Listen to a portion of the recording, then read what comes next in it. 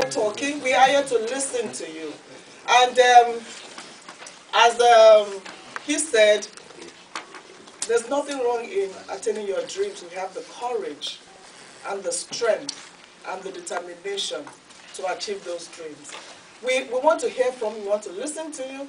And how can I assure you that together, we're in this together. It's not about we are there and you are here. It's about how can we do this together. What we do after this is going to be a challenge to all of us to win the parliament. We came here, by the way, with our own resources.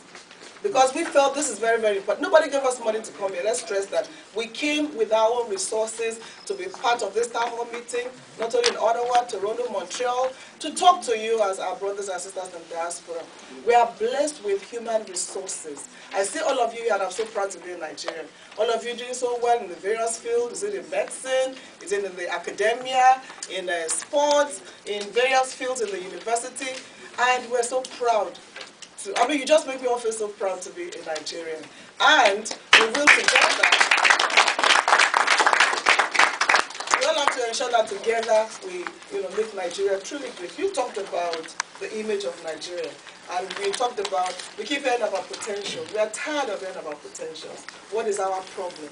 There are many problems. We hope that we can listen to you, we can tackle those problems, and we also hope and pray, as Madam said, that we all live here peacefully, happily, and of course with concrete resolutions to go back home with. Thank you very much, and God bless. Of the event. Right. As we have here question and answer, and we've said it before, it's not like, it's not we against them. Like she said, we are all in this together. So we are trying to marshal out possibilities. How we can live that dream of that country called Nigeria. Whenever you hold your passport, you're very proud of it. And not somewhere when they mention Nigeria because you look around if any Oyibo is there listening to you or watching you. That is why I remember some few weeks back, there were fights on the internet. And if we are, nothing really is stopping us. The government is open in all sense of fairness, and they are willing, if we are willing to. And I must commend those who are already on ground.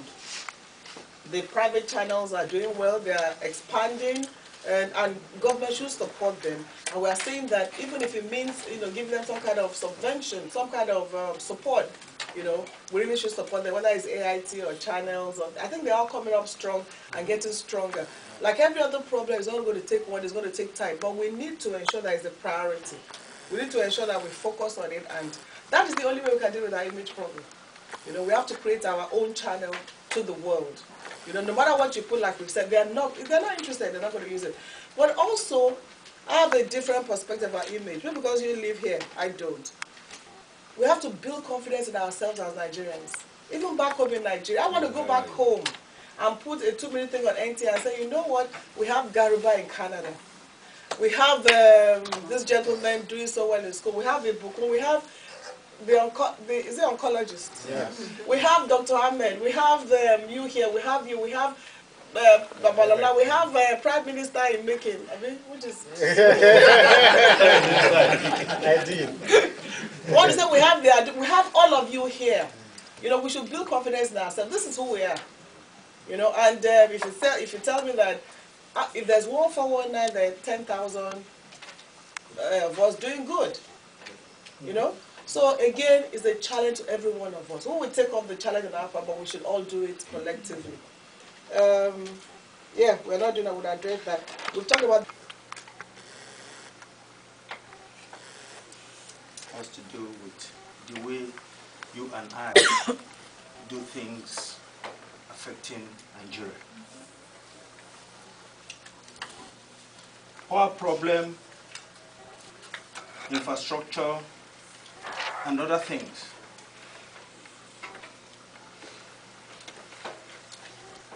If there is no reorientation in Nigeria, my brothers and sisters, in the next 50 years, there won't be any improvement.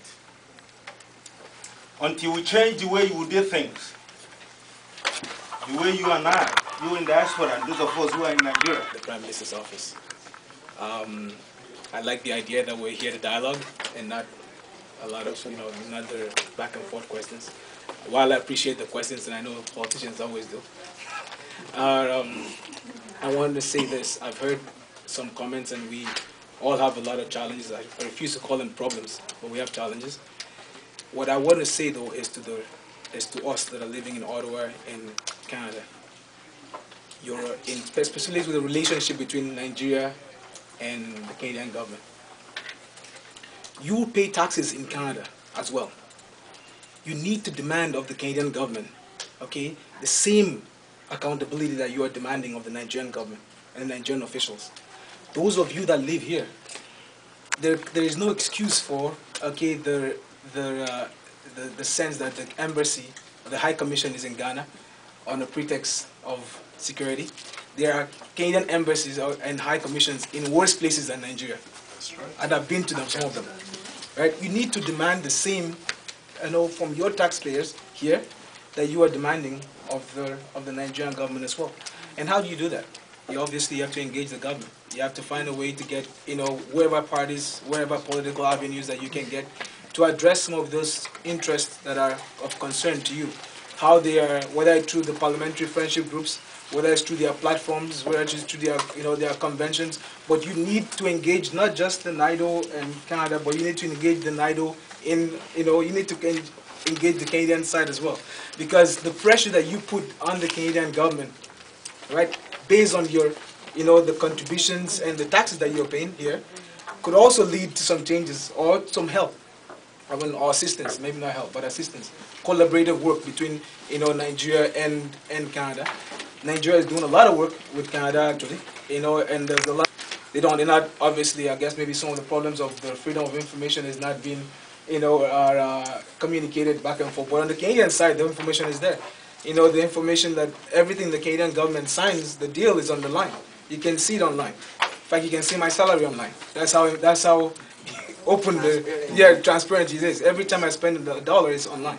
So you can see what Nigerian government is doing with Canada, and you can see what Canadian government is doing with other African countries, and you have to demand the same from them. And I just want to say that that's part of the solution that we can do. We have to obviously hold you guys to account, and I'm sure that they will. But I would like for you to hold us to account as well in Canada, and so that we can bring this collaborative relationship together. Thank you, ladies and gentlemen. My question is very simple, and I'll go directly to the point. You individuals are the legislators, and I just want you to tell us about the legislative framework that is in place or that is going to be in place. And I want this answer specifically rather than being delayed and being lost in the frame of things. It is the legislative framework that will attract us back home. I see among all these individuals, what they've told you, that we have a schism in our mind. We love that country so dearly.